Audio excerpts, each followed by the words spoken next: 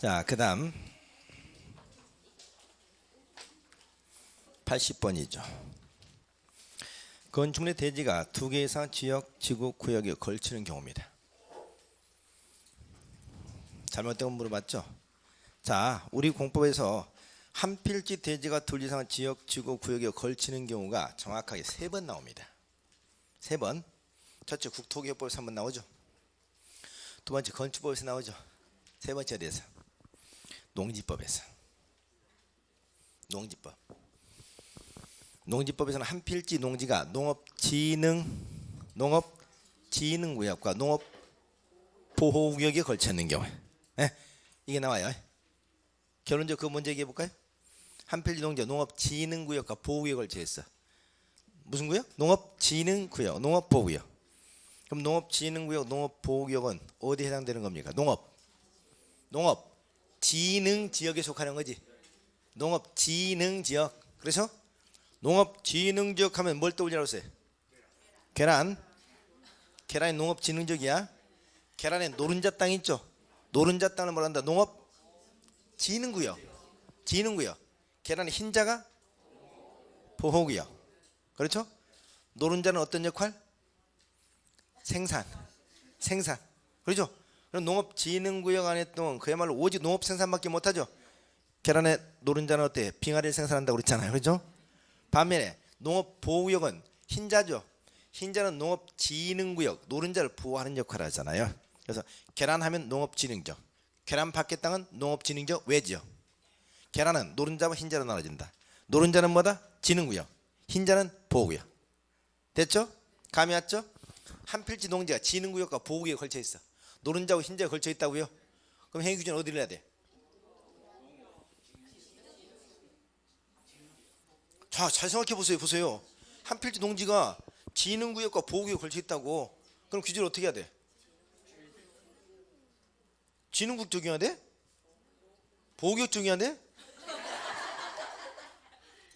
어떻게 해야 돼? 각각 해야 되는 거지. 어떻게 하는 거예요? 아니, 노른자는 생산해야 되고 흰자는 보호해야 되고 제 역할을 다 해야 되는 거잖아. 각각입니다. 그런데 진흥구역이 어디가? 노른자가 330제곱미터 이하야. 100평도 못 된다고요. 그럼 노른자가 100평도 못 된다는 것은 노른자가 너무 부실하다는 거잖아. 그렇죠?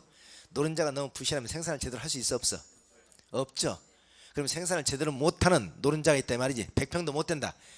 그때는 전체를 어디를 주게 한다? 그러니까 노른자가 생산을 제대로 못하면 그런 계란 우리가 골라다 전부 다 뭐 한다고 그랬어요? 삶아 먹는다고 그랬죠? 삶아 먹는다. 그래서 330제곱미터 이하, 진흥구역이 330제곱미터보다 작다. 그러면 전체를 보호구역 정해버린다고요. 아셨죠? 이해됐나요? 노른자 흰자 걸쳐있다. 행정을 어떻게 한다? 각각한다. 근데 노른자가 330제곱미터 이하다. 노른자가 부실해서 생산을 못한다. 그러면 그런 계란 전부 다 골마다 우리는 삶아 먹는다. 그래서 어디를 정한다? 보호구역 정한다. 이것만 기억하라고. 아셨죠? 그렇다 반대로 보호구역이 330 못 되면 전체다가 진흥구역 적용해야 돼? 말도 안 되잖아요. 보호구역이 330 못 돼. 그럼 여기다 진흥구역 적하면 거기서 계란 노른자 흰자에서 병아리가 나와? 안 나오잖아요. 그래서 보호구역이 330 못 될 때는 각각 중요하지만 진흥구역이 330 못 될 때는 전체를 뭐 적용한다? 보호구역을 적용한다. 이해가요? 노른자가 제 역할을 못하면 우리는 뭐라도 할 수 있는데 삶아 먹기라도 할 수 있는데 보호구역이 제 역할을 못한다. 그렇다고 보호구역에다 진흥구역 적용하면 거기서 계란 병아리 나와 안 나와? 절대 안 나와. 그때는 각각이라고 항상 요 공식 기억하시면 됩니다. 그 다음에 국토기업법에서 한번 또 나왔죠. 이번 이제 건축법입니다. 건축법에서 한 필지 대지가 둘 이상 지역, 지구, 구역에 걸쳐 있으면 이 문제는 거의 99%가 서술 문제입니다. 여기처럼. 국토기업법에서 나오면 지난번 계산 문제죠. 건축면 여면 계산 문제가 나와. 여기는 서술 문제라. 자, 건축법상 한 필지 대지가 둘 이상 지역, 지구, 구역에 걸쳐 있으면 원칙은 어떻게 한다? 원칙은 각각 아니야. 대지의 과반이야. 대지의 과반. 대지의 반이 넘는 쪽에 관한 규정을 대지와 건축을 전부에다 적용합니다. 대지의 과반이라고요. 다만 녹지지역과 걸쳐 있을 때는 언제나 각각 적용한다. 그리고 추가적으로 건물이 미관주기에 걸쳐 있다. 이때는 대지와 건축물 전부에다 미관주를 적용하고 건물이 방화지에 걸쳐 있다. 건축물 전부에다 방화지구를 적용하되 경계배기, 방화배면 그때는 각각. 마지막 다 소용없다. 다 소용없다. 지방자치단체 조례가 적용 방법을 달리 정하고 있으면 그에 의한다. 여기까지 됐죠? 다시 한번. 건축법상 한 필지 대지가 둘 이상 지역, 지구, 구역에 걸치다. 원칙은 어떻게? 대지의 과반, 반이 넘는 쪽에 관한 규정을 대지와 건축물 전부에다 적용한다고요. 단 녹지지역과 걸쳤으면 언제나 각각. 건물이 대지가 아닙니다. 건물이 미관지역에 걸쳤으면 대지와 건축물 전부에다 미관. 건물이 방화지역에 걸쳤으면 건축물 전부에다만 방화. 단 경계배기, 방화배기면 각각. 그리고 지방자치단 조례가 적용법을 달리 정하고 있으면 그에 의한다. 이겁니다. 됐죠? 이건 서술 문제 거의 99%입니다. 자, 그러면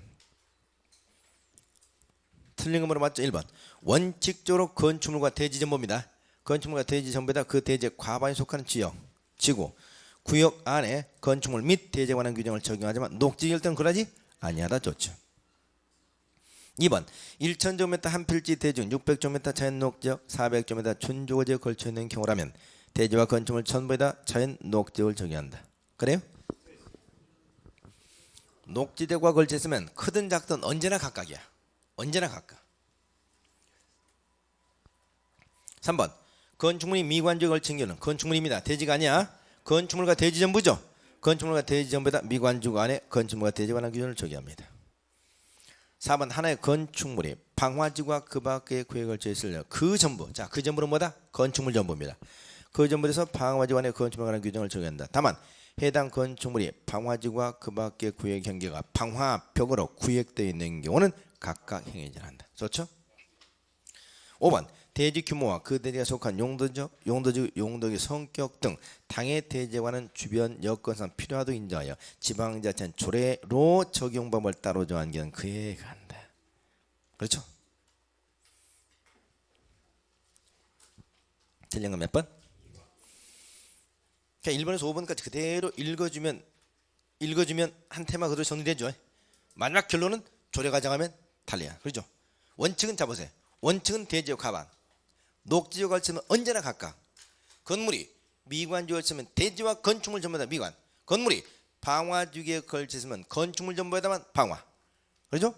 단 조례가 달리지면 그에 의한다. 이거죠. 그럼 끝. 다시. 그러면 지난주에 공부했던 어제 공부했던 국토개법. 국토개법에서 한 필지 대지가 둘 이상 지역에 걸쳤다. 어떻게 한다고 했어? 원칙은 이게 원칙은 각각이야. 원칙은 각각인데 작은 지역이 얼마? 330. 예외적으로 660제곱미터 이하일 때는 어떻게 한다? 둘로 나눠야 돼. 건폐율과 용적률은 가중평균하고 기타 규정은 가장 넓은 쪽. 요거잖아요. 원칙은 각각. 작은 지역이 330, 660제곱미터 이하일 때는 건폐율과 용적률은 가중평균, 기타 건축은 가장 넓은 쪽. 됐죠? 이게 국토개법, 이게 건축법, 아까 농지법. 오케이? 자, 다 끝났습니다. 정답은 2번 되겠습니다. 82번은 위반 건축물에 대한 조처 이행 강제임이죠.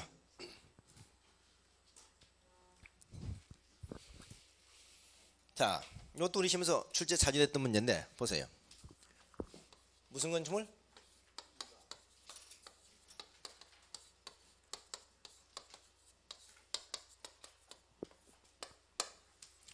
위반 건축물에 대한 조치입니다. 여러분 건축법 위반해서 건축물 건축하면 누가 조치하죠?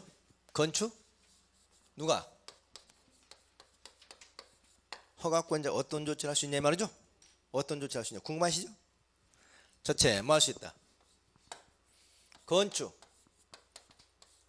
허가나 아까 승인을 뭐 할 수 있다? 할 수 있다죠. 여러분 건축 허가 취소 사유가 크게 두 가지 있다고 그랬습니다. 의무적 취소 사유, 재량적 취소 사유.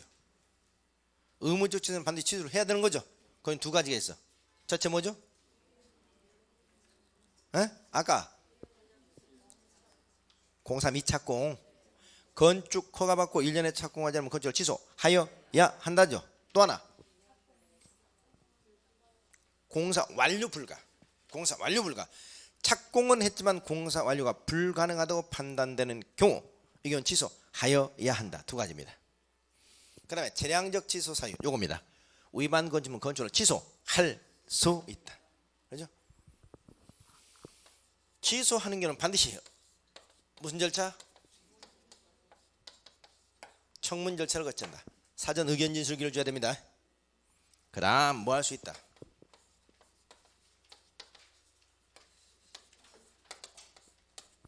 공사 중지해라, 개축해라, 뭐 해라 시정명령을 할 수 있다죠. 시정명령을 할 때는 반드시 또 뭘 해줘야 되죠? 뭘 해줘야 돼? 이 건축물 위반 건축물로서 시정명령을 받은 건축물이니까 함부로 매수하지 마세요. 전세권 설정하지 마세요. 뭘 한다? 위반 건축물 뭐를? 표지 설치 의무가 있다고 그랬죠.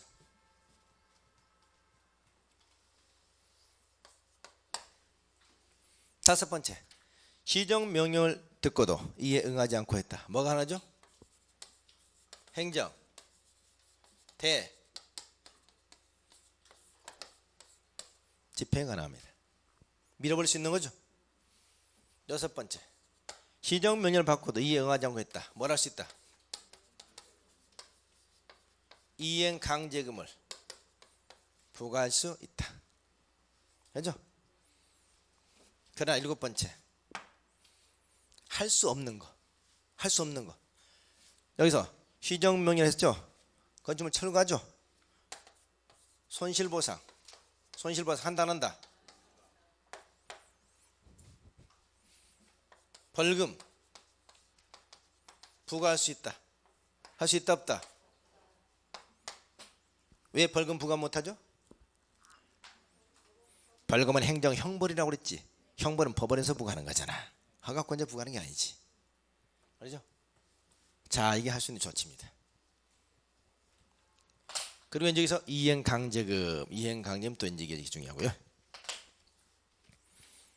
그럼 옳은 거 보겠습니다.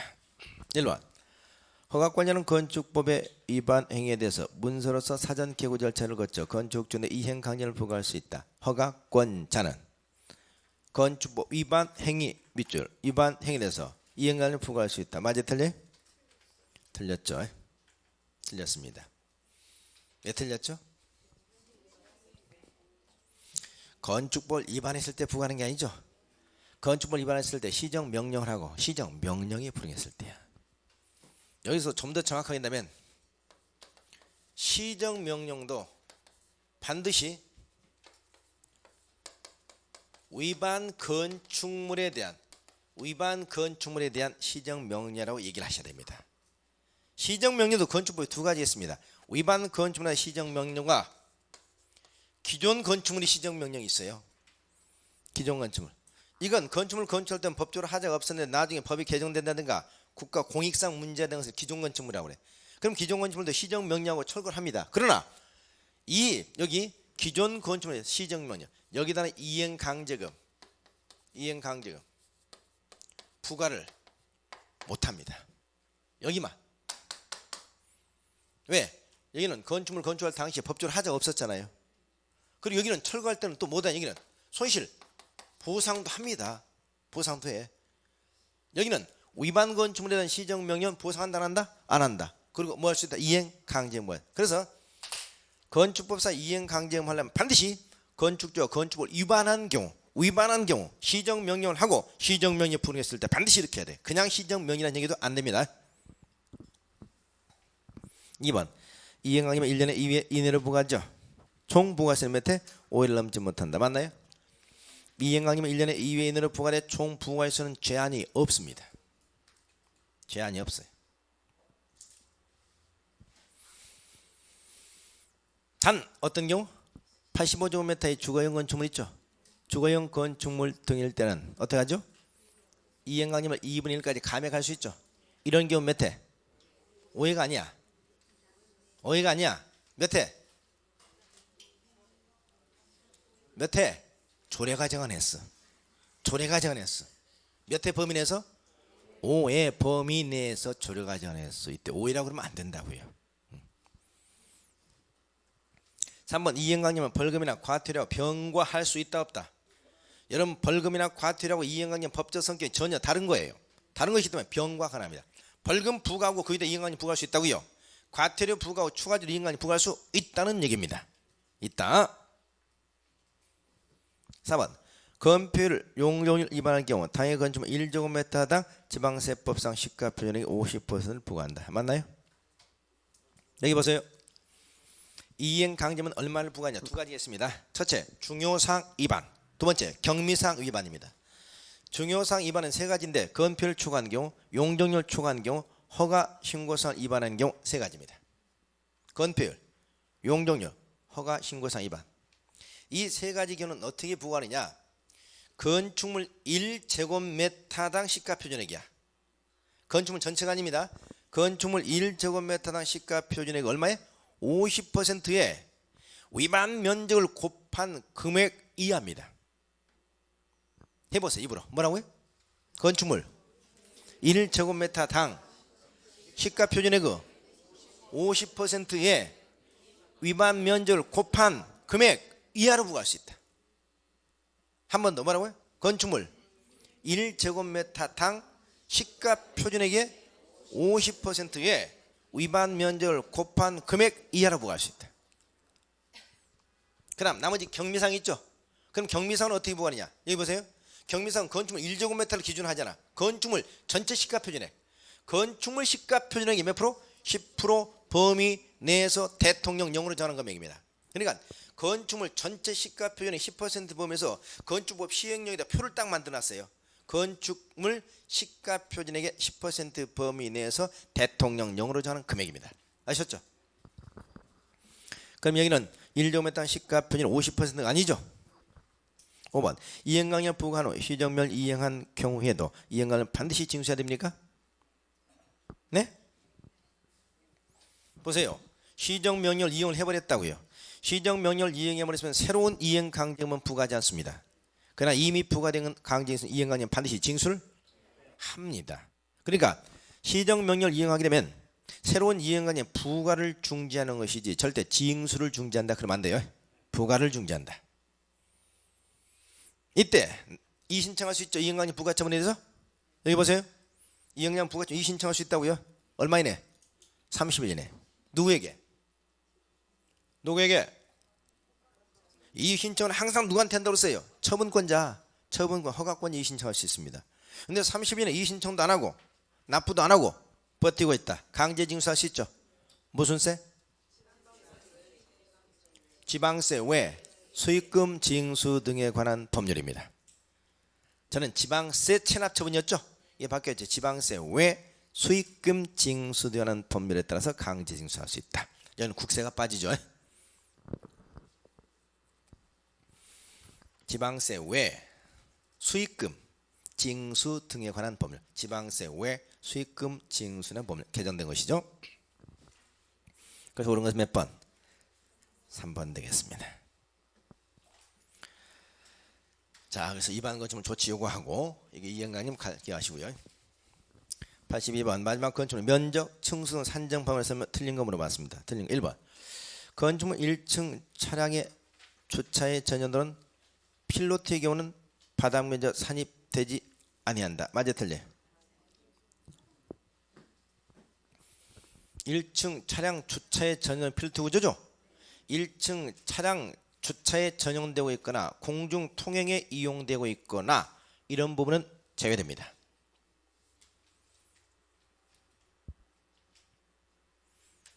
또 하나 기억해야 될 거 옆에 적어 보세요. 공동주택의 지상층 기계 전기실 어린이 놀이터 제외. 어디에? 공동주택의 어디에? 지상층에 설치되는 기계실 전기실 어린이 놀이터는 뭐가 된다? 제외된다 이해하세요. 우리가 주민 공동이용시설은 무조건 제외된다 이건 아니죠. 공동주택일 때. 그 다음 층고가 2m인 다락은 바닥 면적 산입된다. 맞나요?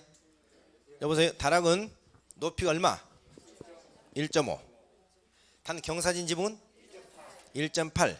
초과할 때는 포함, 이하일 때는 제입니다. 이하일 때는 제. 그럼 2m는 무조건 포함이죠. 용적률 산지할 때 초고층 건축의 피난 안전구역과 또 아까 뭐예요? 대피 공간 있죠. 경사진 지붕 안에 있을 때는 대피 공간을 뭐한다? 포함시키지 않는다. 제외됩니다. 층 구분이 명확하지 않은 건축물은 건축물 몇 m? 4m만 하나 층으로 보죠. 그리고 건축물이 층이 다를 때는 어떤 걸 가장 많은 층수를 건축물의 층수로 봅니다. 높은 층수 아니야. 가장 많은 층수를 그 건물의 층수로 봅니다. 높은 층이 아니라고 해. 가장 많은 층수를 그 건물의 층수로 본다. 주택의 발코니 면적은 제외되죠? 포함되죠? 일부만 포함됩니다. 보세요. 발코니 전체 면적에서 그 발코니들이 접하는 가장 긴 외벽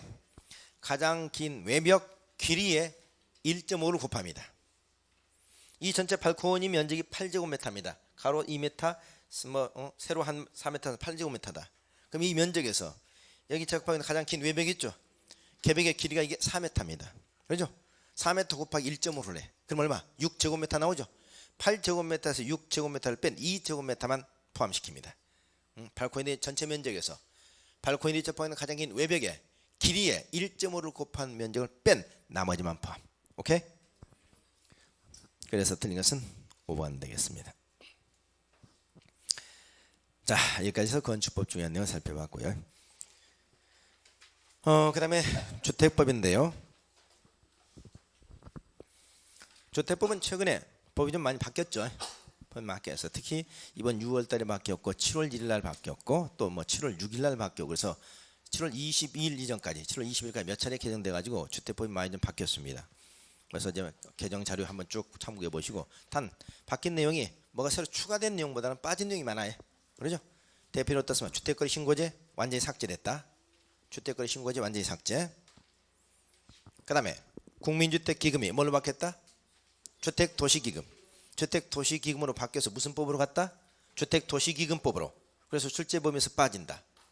그 다음 국민주택채권. 국민주택채권 어디로 갔다? 주택도시기금법으로 갔다. 이것도 빠진다. 그렇죠? 주택종합계획 이번 9월 1일부로 삭제된다.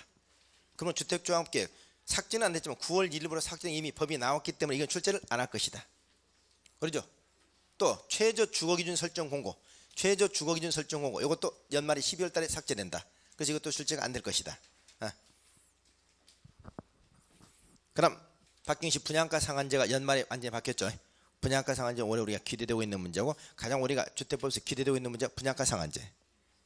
그리고 뭐다? 리모델링. 분양가 상한제, 리모델링, 주택조합 이런 문제는 거의 한 문제 출제될 것이 거의 우리가 가장 유시되는 문제. 물론 주택자본 지금까지 출제빈도 100%고 올해 리모델링, 분양가 상한제 이 부분이 나올 가능성이 대단히 크다. 자, 그럼 83번 보겠습니다. 옳지 못한 것은 1번.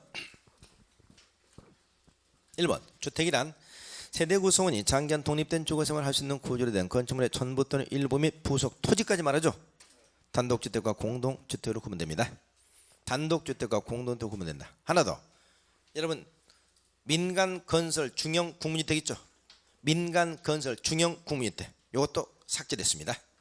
이것도 없앴어요. 앞으로 민간 건설 중형 국민주택 없어진다. 집에 와서 개정 자료 한번 꼭 확인하세요. 자, 단독주택 공동주택 구분 좋습니다. 2번 준주택 나왔죠. 준주택은 주택 외의 건축물과 부속들에서 주거시설로 이용이 가능한 시설로서 다중생활시설, 노인 복지주택, 오피스텔, 기숙사를 말합니다. 좋죠? 네 가지. 3번 국민주택이란 앞에 오타 나왔으면 국민 지우세요. 주택 앞에 국민 떨어졌죠? 그 국민 지우시라고요. 주택도시기금에 지원을 받아 건설되거나 개량된 주택으로서 주거점유면적 얼마? 85. 단 수도권 지역을 제외한 도시적 밖의 읍면적은 100제곱미터 이하의 주택을 말한다. 이렇게 나와야 됩니다.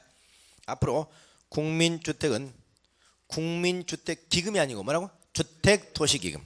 주택도시기금을 지원받아 건설되거나 뭐예요? 개량되거나 건설된 거나 개량된 주택으로서 전용면적 얼마? 85. 예외적으로 얼마? 100. 단서까지 붙여야 됩니다. 100제곱미터 이하주택을 말한다. 좋습니다. 연립주택과 다세대주택의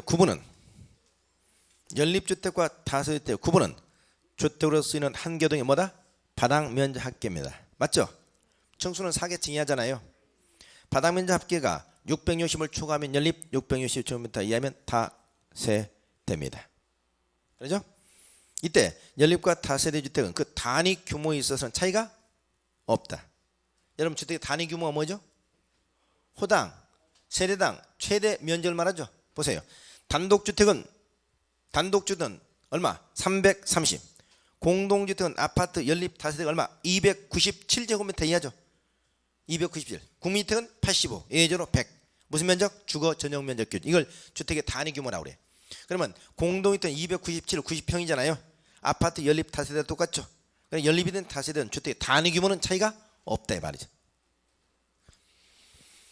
도시형 생활주택이란 도시정 내에서 주택법에 따라 사업계획을 얻어 국민주택 규모에 해당하는 주택을 300세대 미만의 규모로 건설한 주택을 말하며 단정 연립, 단정 다세대, 원명 주택으로 구분된다. 맞나요?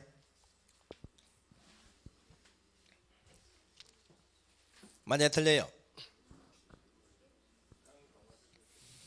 도시형 생활주택이란 어디에서? 도시정 내에서 어떤 규모? 국민주택 규모 이하죠. 85 이하. 세대수는 몇 세대? 300세대 미만 299세대까지. 연립, 단정, 다세대, 원유명 세 가지 있죠. 맞아요? 틀려요? 그러면 여러분 도시형 생활주택을 건설할 때 무슨 법 적용합니까? 주택법 적용합니까? 건축법 적용합니까? 다시 한번. 도시형 생활주택 건설할 때 주택법 적용, 건축법 적용. 건축법? 주택법? 아니에요. 세대수에 따라서 다르잖아요. 세대수가 30세대 미만이면 건축법, 30세대 이상이면 주택법이지 않습니까? 단 원칙은 30세대지만 또 예외적으로 50세대가 적용되는 경우 있죠. 단정 연립과 단정 다세대 주택으로서 주거 전용 면적 30제곱미터 이상이고 진입 도로 폭이 얼마? 6m 이상이면 얼마? 50세대 이상일 때 사업계획 승인 받아요. 그러면 50세대 미만은 건축허가 받고 받겠네요. 꼭 기억하셔야 됩니다. 원칙은 30세대 공동주택입니다. 이것도 30세대 단 예외적으로 50세대 이상일 때는 주택법상 사업계획 승인 받는다. 그 미만일 때는 건축허가 받는 겁니다.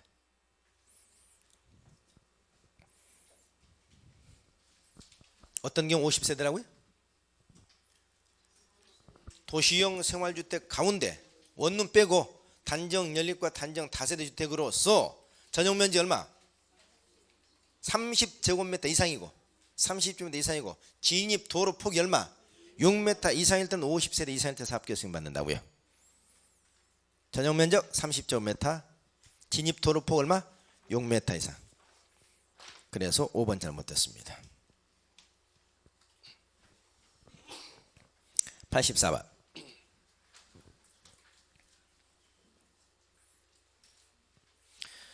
공동주택 리모델링이죠. 관한 설명이다. 그 개념이나 절차에 관한 내용 중 설명에 가장 바르지 못한 것을 물어봤습니다. 리모델링. 자, 리모델링 굉장히 중요하다고 했습니다. 리모델링. 1번. 리모델링은 건축물의 노후와 억제 또는 기능 향상 등을 위하여 대수선화나 또는 사용검사일 또는 건축물 사용 승인으로부터 몇 년? 15년.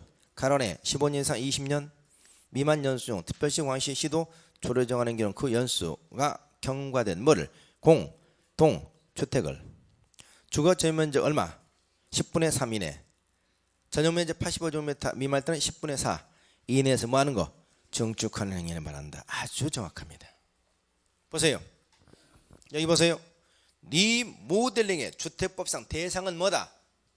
공동주택입니다. 단독주택이 아닙니다. 리모델링의 대상 공동주택이야. 두 번째, 이때 리모델링의 경과연수가 있죠. 경과연수는 몇 년? 대수선형과 증축형으로 나눠. 대수선형은 10년이야. 대수선은 10년만 지나면 할 수 있고 증축형이 몇 년? 15년이라고 그러면 안 돼. 15년. 다만 15년 내지 20년 범위에서 시도 조례가 기간을 정했으면 그 기간이라고 조례에다 위임을 했다고. 근데 보통 15년 일하고 맞다 그러면 안 된다고요. 그렇죠? 그럼 문제 풀면 계속 문제집이 어떻습니까? 15년 경우도 맞다 했잖아요. 이 많이 등이 아니야. 그다음 여기서 리모델링은 증축형 리모델링에서 증축을 얼마까지 할 수 있냐는 게 키포인트죠. 첫째, 주거 전용 면적 몇 프로? 10분의 3. 전용 면적 10분의 3 범위 내고 단 주거 전용 면적 85제곱미터 미만의 일단은 10분의 4 범위 내에서 증축이 가능합니다. 그리고 별도로 공용 부분은 별도로 증축할 수 있다 없다? 있습니다. 공용 부분은 별도로도 증축할 수 있습니다. 세대수 몇 세대? 세대수는 100분의 15 이내로 가능합니다. 100분의 15 이내로. 그 다음 수직 증축 있죠? 층수는 수직 증축은 층수를 몇 층까지? 3계층 이하까지 가능합니다. 단 건물의 층수가 14층 이하일 때는 2계층까지 증축할 수 있습니다. 2계층까지.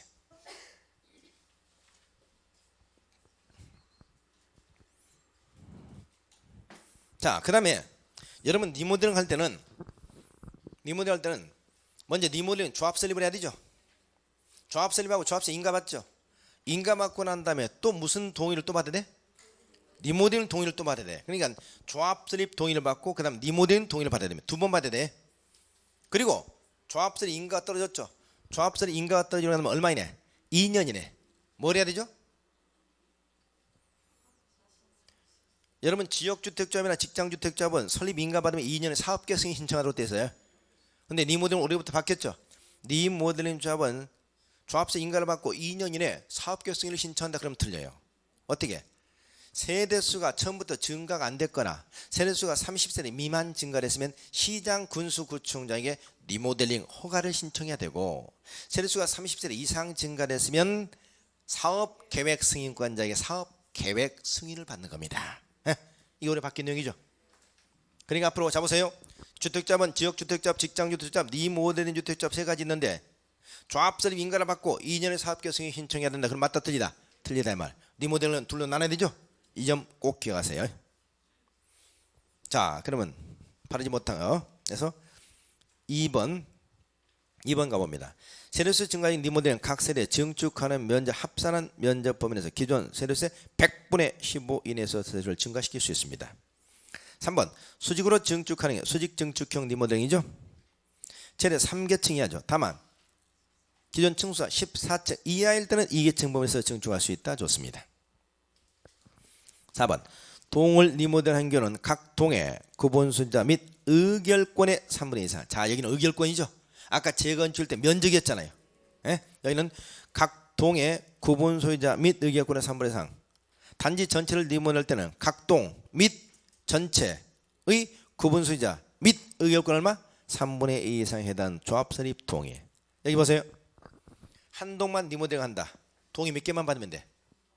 한 동을 리모델한다. 동의 몇 가지? 두 가지. 그 동의 구분 소유자의 3분의 2, 의결권의 3분의 2, 두 가지입니다. 전체를 리모델한다. 동의 몇 가지 받아야 돼? 4개. 4개. 각 동의 구분 소유자 3분의 2, 의결권의 3분의 2, 전체 구분 소유자 3분의 2, 의결권의 3분의 2. 그러니까 3분의 2, 3분의 2, 3분의 2, 3분의 2. 네 가지입니다. 한 번이라도 또는 나오면 안 됩니다. 이게 무슨 동의? 조합 설립 동의야. 조합 설립 동의. 그러면 여기는 나와 있지 않습니다만 이 조합 설립 동의를 받고 그다음에 또 무슨 동의를 받는다고요? 리모델링 동의를 또 받죠. 자, 리모델링 동의는 이거보다 더 까다롭죠. 기본이 얼마냐? 3분의 2가 아니고 5분의 4야. 보세요. 그 동을 리모델한다. 그럼 누가? 리모델링 주택조합이 되버린 리모델링 주택조합은 그 동의 구분 소유자 및 의결권의 5분의 4 이상의 동의를 받습니다. 전체를 리모델한다. 그러면 전체의 구분 소유자 및 의결권의 5분의 4 이상의 동의와 별도로 각 동의 3분의 2의 동의를 받습니다. 그 동만 리모델한다. 그 동의 5분의 4. 전체를 단다. 전체 5분의 4, 그 동의 3분의 2. 아셨죠? 이게 리모델링 동의입니다. 자, 이렇게 해서 동의를 받아서 시장 운송의 설립 인가를 받는다. 좋습니다. 여러분 주택자본 특징이 등기한다 안 한다? 등기? 주택자본 등기를 안 합니다. 등기를 안 해요. 그래서 법적 성격이 법인이 아니죠. 뭐냐?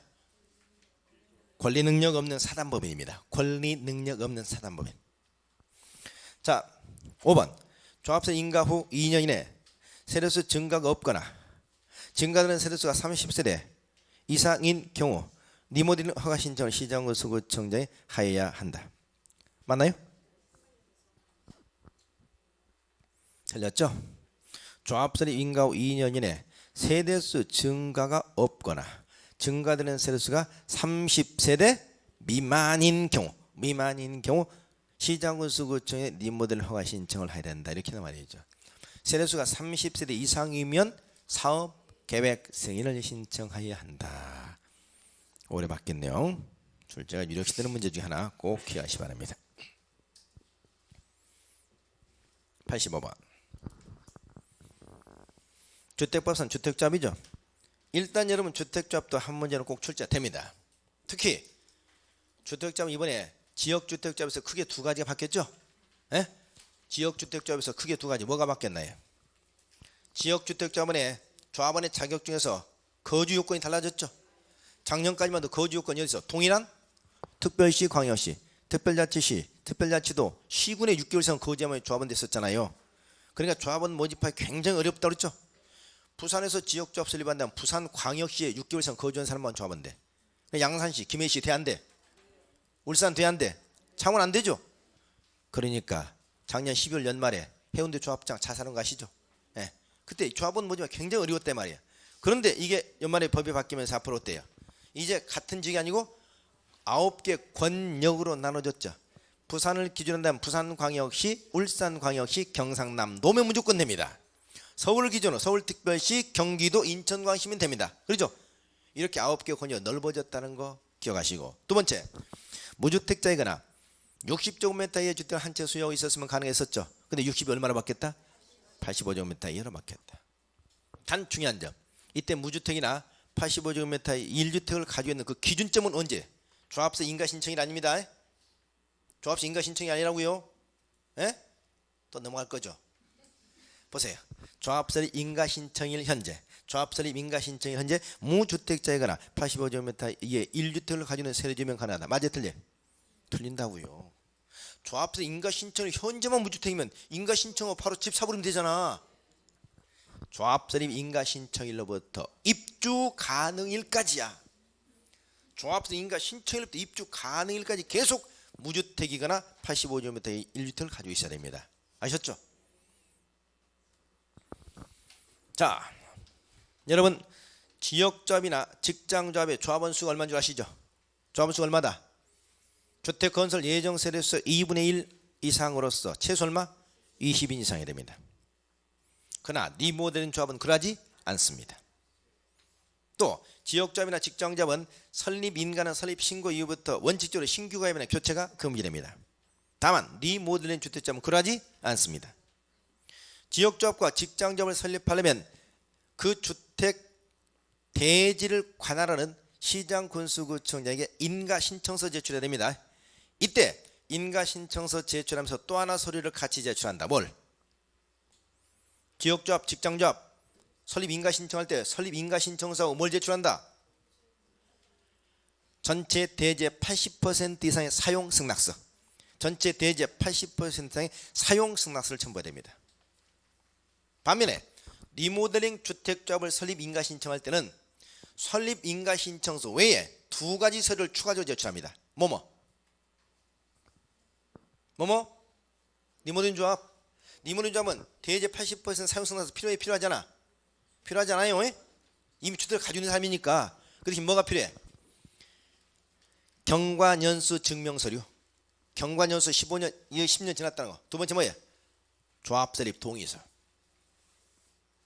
다시 한번 조합 설립 인가신청서 플러스 뭐예요? 경과년수 증명서류 플러스 뭐예요? 조합 설립 동의서. 이 세 가지를 제출한다고요. 자, 문제 갑니다. 85번 바르지 못한 거. 지역주택자는 동일한 지역 9개 권역이죠.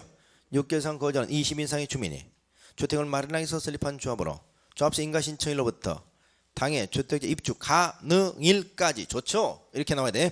주택을 소유하지 아니하거나 얼마? 85제곱미터 이하의 주택을 한 채 하나 소유한 세대의 세대주인자가 조합원이 될 수 있다. 좋죠. 얼마나 돼 있어요? 60 잘못됐죠. 60을 85로 수정합니다. 수정. 60을 85로 수정하세요. 제가 수정한다 수정을 못했어요. 60을 80으로 고치시라고요. 그래서 완벽하게 맞는 걸로 하겠습니다. 이건 80 수정해놓고. 2번 직장. 동일한 직장에 20인 이상 근로자죠. 여기서 동일한 직장에 6개월 이상 근무할 필요는 없습니다. 주택을 마련해서 설립한 조합으로서 설립 인가를 받지 않고 신고만으로 성립하는 경우도 있죠. 어떤 경우? 국민주택을 공급 받을 목적의 직장주택자만 신고입니다. 이 경우는 반드시 무주택 세대주만이 가능하다. 그렇죠. 자, 직장조합도 주택을 건설할 목적일 때는 무주택자이거나 85제곱미터 1주택을 가지고 있으면 되고, 국민주택을 공급 받을 목적일 때는 반드시 무주택 세대주가 됩니다. 3번 리모델링. 공동주택 소유자죠. 공동주택 소유자가 당일주택을 리모델링하기 위해서 설립한 조합으로서 각동 구분 소유자 및 의결권의 3분의 2 이상과 전체 구분 소유 및 의결권의 3분의 2 이상에 해당하는 동의를 받고 시장구소구점 설립 인가를 받아 등기 없이 설립된다. 좋죠. 등기 없이. 4번 리모델링 주택조합. 설립 인가를 받은 리모델링 주택조합은 조합의 리모델링 결의에 찬성하지 아니한 자의 주택과 토지에 대해서 매도 청구할 수 있다. 그렇죠. 아까 재건축과 마찬가지죠.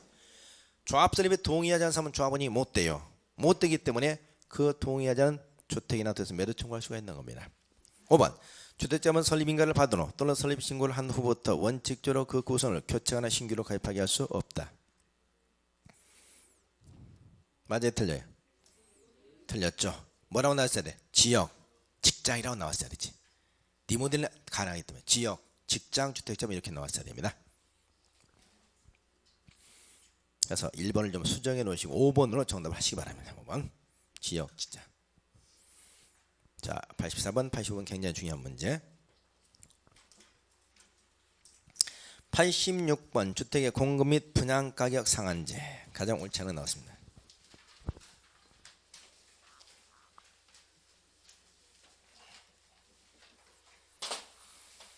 자, 여러분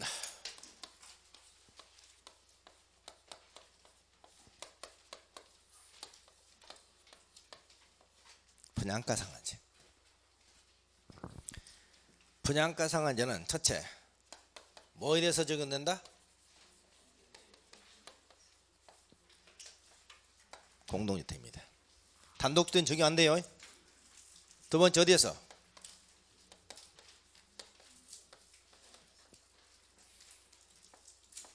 그리고 어디? 분양가 상한제 적용 지역. 누가 정한? 그러니까 2008년 1월 1일부터 우리나라는 공공택지, 민간택지 분양가 상한제를 전면 적용해 왔죠. 작년 2014년 12월 19일 주택법 개정으로 분양가 상한제가 민간택지에서 폐지가 된 겁니다. 민간택지. 공공택지는 적용되죠. 민간택지는 폐지하되 단 누가? 국토교통부 장관이 주택정책심의 심의를 거쳐서 분양가 상한제 적용지역으로 지정한 곳만 적용돼. 예. 그래서 공공택지하고 분양가 상한제 적용지역으로 국토교통부가 지정한 지역. 그렇죠? 어제 개정 자료에 나갔을 텐데 여기는 이렇게 됐었죠. 10%. 10%. 뭐죠? 최근 3개월간 아파트 매매 가격이 총 10% 이상 상승한 적을 분양가 상한제 적용적으로 지정될 수 있습니다. 두 번째는 뭐였죠?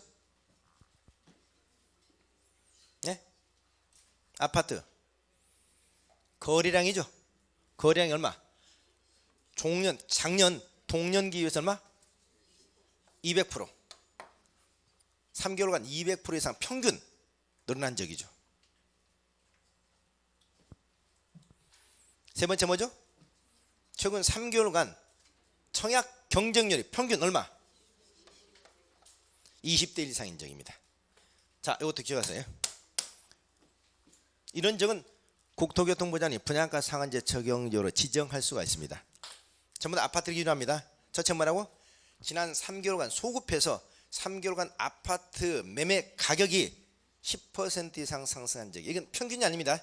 평균 10%가 아니고 3개월간 총 10%야. 그러니까 한 달 평균 약 3% 이상이면 되죠. 그래도 많이 오른 거잖아요. 두 번째는 지난 3개월간 아파트 거래량 증가율이, 거래량 증가율이 평균 지난해 동년이 있죠. 지난해 같은 그 기간 내에 얼마? 평균 200% 이상 증가된 점. 세 번째는 지난 3개월간 그 지역에서 공급되는 아파트 청약 경쟁률 평균 20대 1 이상인 점. 이 세 개 지역을 지정할 수 있다. 그럼 분양가 상한제는 어디가? 택지비 플러스 뭐죠? 건축비입니다. 이때 건축비는 뭐다?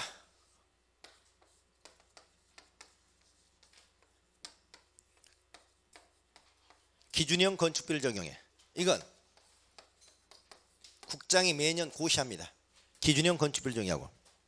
그 다음 택지비죠. 택지비는 어떻게 결정한다? 둘 다 나눈다. 공공택지하고 민간택지로 나눠서. 공공택지는 무슨 가격? 공급가를 택지비로 봅니다. 단 여기다 뭘 플러스한다? 가산 비용. 민간택지는 뭘 기준한다? 감정가 플러스 가산 비용입니다. 여기는 공급가를 그대로 한다. 여기는 감정가래. 네 번째, 분양가 상한제를 적용하지 않는 지역이 있다. 세 가지. 첫째 뭐다? 도시형 생활주택 적용 안 하죠. 두 번째 뭐죠? 관광 특구에서 층수 얼마?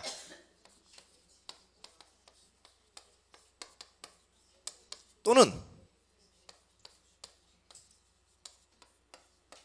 150m 이상인 경우. 세 번째는 뭐죠? 경제 자유 구역 내에서 더 안 적겠습니다. 경제 자유구역이면 무조건 분양가 상한제 적용 안 하나요? 아니야.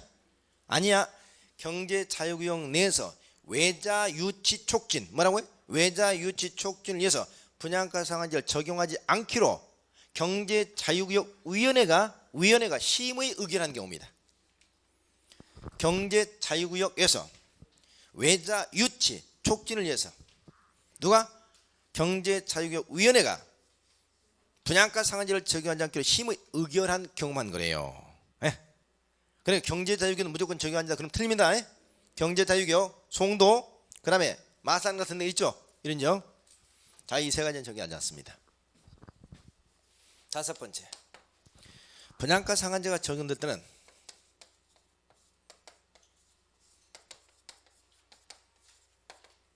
분양가격을 공시해 줘야 됩니다. 분양가를 공시해 줘. 이 분양가를 누가 공시합니까? 공공택지하고 민간택지로 나눠서. 공공택지는 누가? 사업주체가. 민간택지 누가? 시장군 수구청장이 분양가격을 공시해 주도록 되어 있습니다. 분양가격 공시.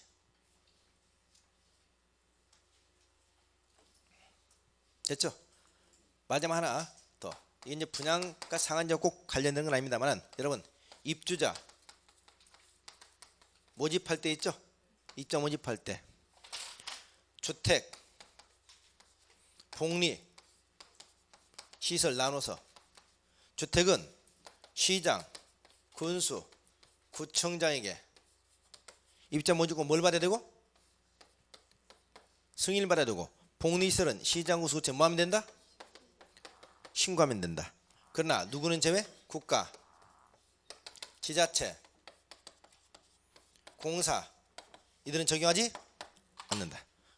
요거 입주자 모집 공고 승인 그 다음에 뭐예요? 신고. 요걸 시험에 수번이나 출제됐습니다. 입자 모집공 승인 신고. 단 국가지방은체 공사는 그러지 않다. 자, 요거 연말에 개정된 내용 출제하면 좋은 문제가 되죠.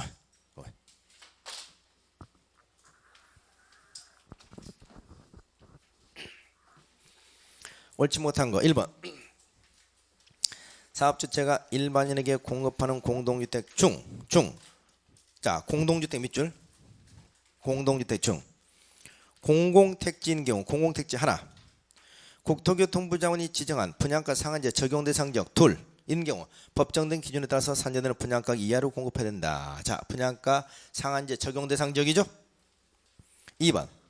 분양가 상한제 적용 때 분양가는 택지비 플러스 건축비란다. 좋습니다. 3번. 도시형 생활주택이나 관광특구에서 건설은 50층 이상으로서 높이가 160m 이상인 공동주택 또는 경제자유구에서 건설된 공동주택 분양가 상한제를 적용하지 않는다. 틀렸죠? 어디다 틀렸나요?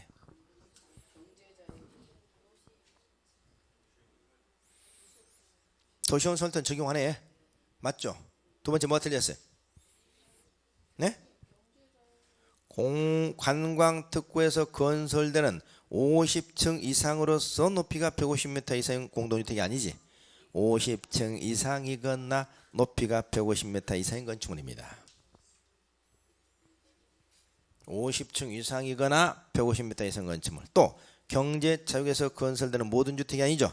경제자유에서 건설된 공동주택 중에서 외자 유치 촉진을 위해서 경제자유위원회가 심의 의결한 경우 이렇게 나왔어야 되지. 확실하게 기억합니다. 4번. 등록 사업자인 사업주체는 주택에 대하여 입주를 모집하려면 시장군수 구청장에게 입주자 모집 공고 승인을 받아야 된다. 맞나요? 이거 보세요. 입주자 모집 공고 승인. 누구? 등록 사업자. 국가지만 공사는 안 하죠.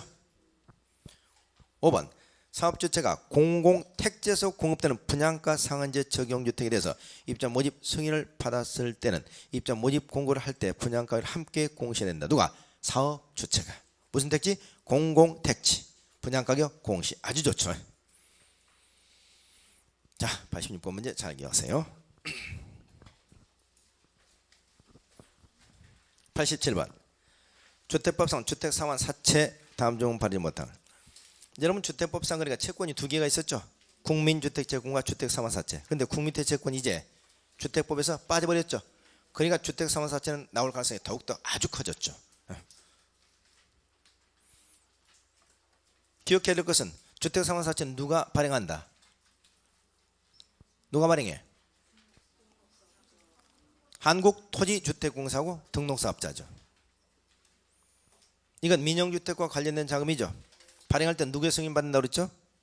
국토교통부의 승인을 받습니다. 근데 발행할 때 등록사업자 발행할 땐 자격요건을 같이 하죠. 등록사업자는 자격요건 첫째 자본금이 얼마? 자본금이 5억 이상이 되고 최근 3년간 연평균 주택 건설 실적이 300세 이상이 되죠. 그럼 얼마까지 발행할 수 있어? 그 평균 주택 건설 호수까지 발행할 수 있어. 호수까지. 그런데 발행할 때 지급보증 받아야 되죠. 민간 등록사업자는 지급보증 받아야 됩니다. 누구의 지급보증 받아야 되죠? 누구의? 등록사업자가 주택상환사채를 발행할 때 누구의 지급보증을 받는다고요? 금융기관 또는 보험사업자죠. 보험사업자. 보험사업자는 아까 한국토지주택공사에서 한국토지상환채권에서 나왔죠. 누구의?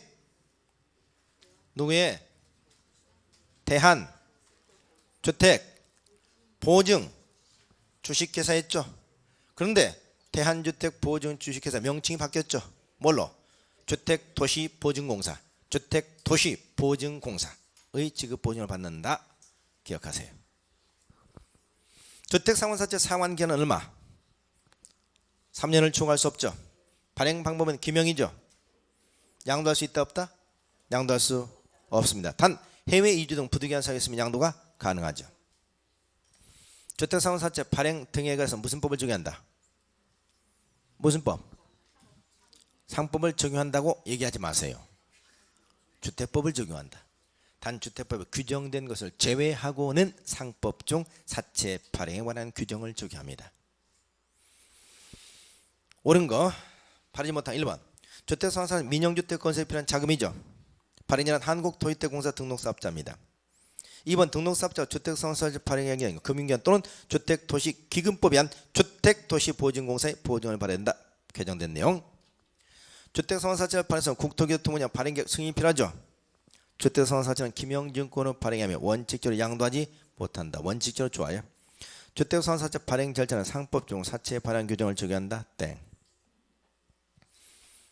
항상 공법이 먼저야. 주택법을 적용하되 주택법에 규정된 것을 제외하고는 상법적 사채 발행하는 규정을 적용한다. 이렇게 나왔어야 되지. 올해 바뀐 내용 기억하시고요. 88번 저당권 설정 제한 규정 나오죠. 이건 그동안 출제 많이 됐죠. 저당권 설정 제한 규정 이건 출제 많이 됐습니다. 옳은 것은 조합인 사업주체에게 저당권 설정이 금되는 기간은 입자 모집 공고 승인 신청일로부터 소유권 이전 등기 가능한 이후 60일까지다. 맞나요? 여러분 사업주체가 저당권 등 설정하지 말라. 기간이 언제부터야? 입주자 모집 공고 승인 신청일로부터 언제까지? 소유권 이전 등기 가능일 이후 60일까지죠? 네? 맞아요? 조합일 때는 달라지잖아요. 조합일 때는 입주자 모집 공고 승인 신청이 아니고 사업계획 승인 신청일로부터야. 사업계획 승인 신청일로부터. 이걸 꼭 언급해 주셔야 됩니다. 그런데 보세요. 대부분 문제가 우리가 또 이렇게 나오잖아요. 사업주체는 입주자 모집 공고 승인 신청일로부터 소유권 이전 등기 가능일 60일까지 이렇게 나와버리죠. 그럼 맞는 거야 틀린 거야? 틀리는 거야. 왜? 조합은 안 맞잖아. 그럼 가로쳐놓고 단 조합은 사업계획 승인 신청 이렇게 단서를 붙여줘야 되는데 대부분 단서를 빼버리고 맞다고 다 동그라미 쳐놨잖아요. 그렇죠? 그냥 반드시 여러분은 둘 다 나눠서 조합일 때는 사업계획 승인 신청일, 조합이 아닐 때는 입자 모집 공고 승인 신청일 꼭 이렇게 여러분이 표현해 주셔야 됩니다. 1번 틀렸습니다. 저당권 설정 행위가 금지되는 대상은 주택이 하나며 대지는 대상이 아니다. 주택과 대지죠. 3번 저당권, 가등기 담보권 설정, 전세권 설정, 임차권 설정 등의 행위가 금지된다. 맞나요? 등기된 임차권이야. 등기된 임차권. 등기가 안 됐으면 대항력이 없어. 네 번째 사업조치는 대지에서 입자 모집 공고 승인 신청과 동시에 주택에 대해서 소유권 보전 등기와 동시에 양도, 제한물권 설정, 압류, 감류, 가처분 등이 금지된 내용을 부기등기하여야 된다. 좋죠? 이게 부기등기입니다. 대지는 언제? 입자 모집 공고 승인 신청과 동시에 주택은 소유권 보전 등기와 동시에 양도, 제한물권 설정, 압류, 감류, 가처분을 할 수 없다는 사실을 부기등기가 됩니다. 이때 부기등기 후에 처분행위에 대한 효력은 모두 무효가 된다. 맞나요? 원칙적으로 무효입니다. 부기등기 후에 이런 행위 했으면 원칙적으로 무효야. 단 예외가 있죠. 어떤 예외가 있죠? 보세요. 사업주체의 경영부실로 입주 예정자들이 그 대지 소유권을 취득할 때는 유효야. 모두 무효 아니라고요. 사업주체가 경영에 부실하지 부도날 염려가 있어. 입주 예정자들이 그 대지라도 우리가 취득하겠다. 입주 예정자들이 대지 소유권을 취득 있기 때문에 유효가 되잖아요. 그래서 모두 무효가 되는 것은 아닙니다. 그래서 옳은 것은 몇 번? 4번이죠. 88번 문제 많이 출제했던 문제. 89번 문제. 주택건설사에 필요한 용지 확보 등을 위한 대책으로서 규정하고 있는 것 중 설명이 옳지 않아서 이것도 소위 뭐다? 문제가 택지 공급 대책이죠. 뭐라고요? 택지 공급 대책. 부족한 택지를 어떻게 원활하게 공급해 줄 것이냐. 이것도 자주 나왔던 문제입니다. 1번 도시개발 사업 시행자는 사업주체가 국민주택 용지 밑줄 국민주택 용지로 사용하기를 원하는 경우 도시개발법엔 채비지를 총면적 얼마? 2분의 1 범위 안에서 우선적으로 수익이하기 위해서 매각할 수 있다. 좋죠. 이게 채비지 우선 사용입니다. 누구에게? 사업주체에게. 무슨 용지? 국민주택 용지로 사용하자 할 때 우선해서죠. 이때 이 채비지 공급 가격이 무슨 가격입니까? 감정가. 단 임대주택 건설 모일 때는 조성원가였잖아요. 2번 국가지방자치단체는 국민주택 규모의 주택을 50% 건설하고자 하는 자 또는 종합주택 건설에서 국공유지 매수나 임차를 원하는 자가 있을 때는 타의 우선하여 매각 임대할 수 있다. 자, 이게 뭐죠? 국공유지 우선 매각 임대죠. 국공유지 우선 매각 임대. 어떤 경우에 국민주택 규모의 주택을 50% 이상으로 건설하고자, 국민주택이 아닙니다. 국민주택 규모의 주택을 50% 건설하고자 또는 종합주택을 건설하고자 하는 자에게, 이 경우 3번 몇 년 이내? 2년 이내 주택 건설이나 대주정 사업을 해야 되죠. 만약 그 기간 내에 그걸 하자면 환명하는 임대계약을 취소할 수 있습니다. 4번 국가 지방자치단체 공사인 사업 주체만 국민주택 건설이나 이를 위한 대지 조성을 위해서 타인 토지 등 수용이 가능하다. 자, 주택법상 타인 토지 수용이죠. 자, 오늘 토지 수용 네 번째 다 나왔잖아요. 그렇죠? 앞에서 지난주에 어제 시설사업에서 타인 토지 수용 나왔죠. 또 어제 도시개발법에서 토지 수용 나왔죠. 오늘 정비법상 토지 수용 나왔죠. 마지막 주택법상 토지 수용 네 번째입니다. 주택법에서 타인 토지 수용에서 중요한 키포인트는 뭐냐? 수용의 주체는 모든 사업 주체가 아니고 공공사업 주체다. 국가지방지역공사. 수용의 목적은 주택건설이 아니고 국민주택건설이다. 국민주택건설. 세 번째, 수용의 시기는 언제다? 시기는 사업계획 승인고시 이후입니다. 사업계획 승인고시 이후. 이 세 가지가 키포인트죠. 그럼 얘는 국가지방지구 공사인 사업 주체 좋죠? 국민주택건설 좋죠? 수용할 수 있다. 아주 좋아요. 그냥 사업 주체 그러면 안 돼. 공공사업 주체 국민주택건설. 5번 사업계획 승인을 얻은 사업 주체는 3년 이내에 공사에 착수해야 되며 위반 시 사업계획 승인을 취소할 수 있다. 자, 바뀌었죠? 3년이 아니고 얼마? 5년 이내 공사에 착수해야 됩니다. 만약 착수하면 사업계획 승인을 취소할 수 있다. 단 부득이한 사유에서 1년 범위 내에서 연장할 수 있답니다. 자, 그래서 옳지 않았으면 몇 번? 5번 되겠습니다. 자, 잠시 1시간 마무리 정리하겠습니다.